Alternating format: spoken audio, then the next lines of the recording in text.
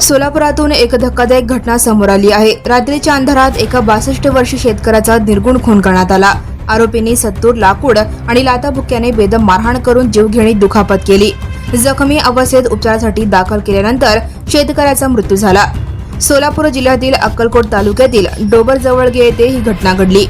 मयत व्यक्तीचे नाव बाबूसाब अलिसो जमादार, वय 62 असे आहे.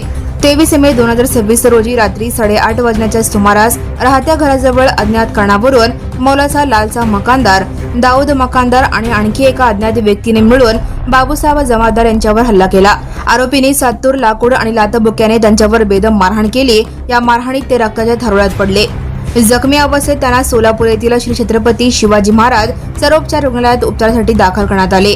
मात्र 24 मे 2026 रोजी रात्री 2:30 वाजण्याच्या सुमारास उपचारादरम्यान त्यांचा मृत्यू झाला. घटनेनंतर परिसरात भीतीचे वातावरण पसरले होते.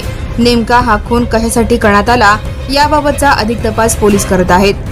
क्या घटना उनका पास क्या तो थोड़ा वो बाचा बाची करे, वो मैं तू करे, मैं तू करने में बाद में म्हणून तर मला फक्त काय कळालं की बाबा ह्या लोकांना मारले आणि रक्त घाई चालली म्हणून त्यावेळेस मला कळालं. त्यावेळेस मी तोपर्यंत जाईपर्यंत ती जमिनीवर पडले होते.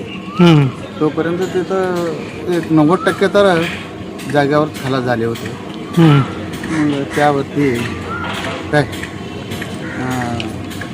त्यांना खडीची खडे सजा व्हावं असं माझी अपेक्षा आहे.